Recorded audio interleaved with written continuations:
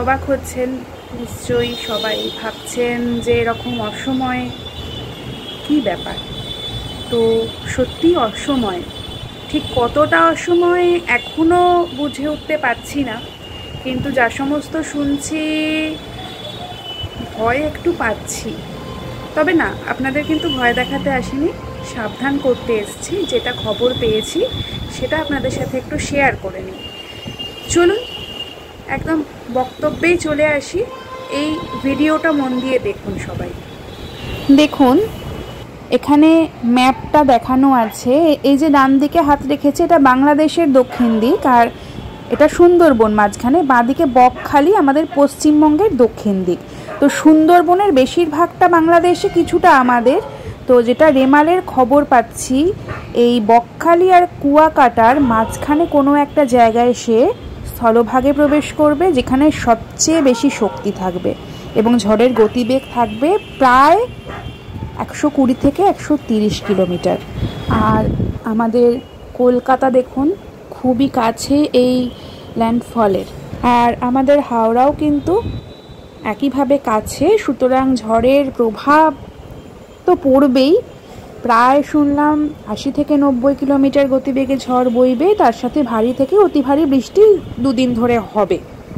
তো কাল এবং পরশু আকাশে মেঘ দেখেছেন তো, অলরেডি কিন্তু ঘূর্ণবাতের মেঘ ঢুকতে শুরু করে দিয়েছে। আর সেই সঙ্গে আপনারা যারা আমার সাবস্ক্রাইবার, আমার গাছ তো দেখছেন, এই গাছগুলো সব সাইডে করে দিয়েছি, ওদিকে দু একটা গাছ আছে এখনও।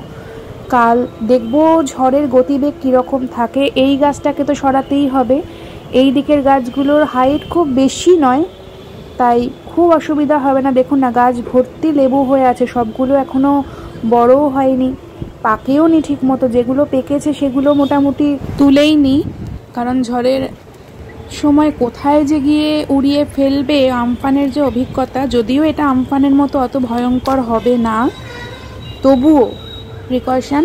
আর দেখুন গাছগুলোকে সব, এই ডালটায় দেখুন না, এক ডাল হয়ে আছে, তুলতে ইচ্ছা করে ঠিক মতো না পাকলে, কিন্তু কিছু করার নেই।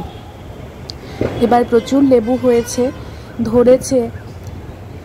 আর সব গাছ দেখুন এই সাইডে করে দিলাম, আর এদিককার সব গাছও এক জায়গায় জড়ো করে দিলাম। মাঝখানে এই সিঁড়ির ঘরটা আছে, হাওয়াটা গার্ড হবে, তাই এই দিকের দেওয়ালে রাখলাম, কারণ আসবে উত্তর পূর্ব দিক থেকে শুনেছি, আর এই দিকটা উত্তর পূর্ব দিকটা গার্ড আছে।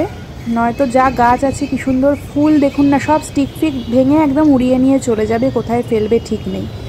আর উল্টো দিকে কটা গাছ রইল, কাল ঝড়ের গতিবেগ দেখে তারপর ঠিক করব। করবি গাছগুলো এত বড় হয়েছে, এত ফুল হচ্ছে, ওগুলোকে দেখি সিঁড়িতে যদি নামিয়ে দিতে পারি, কারণ লম্বা গাছ ঝড় তো বেশি ধরবে।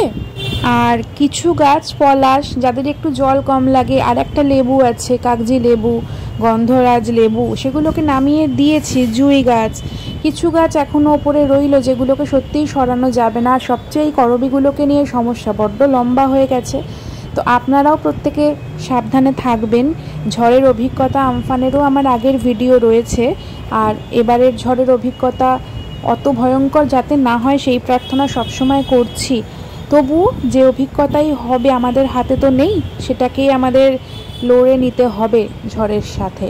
তো প্রত্যেককে শুভেচ্ছা, প্রত্যেকে সাবধানে থাকুন, প্রত্যেকে ভালো থাকুন, কারোর যেন ক্ষতি না হয় এই প্রার্থনাই করি। আর রাস্তার যে সমস্ত প্রাণী আছে তারাও যেন ঠিক থাকে, বিশেষ করে কুকুর, বিড়াল, পাখি, এরা তো প্রকৃতির ওপরেই নির্ভর, এরা বড্ড অসহায়, কিন্তু আমাদের কিছু করার নেই।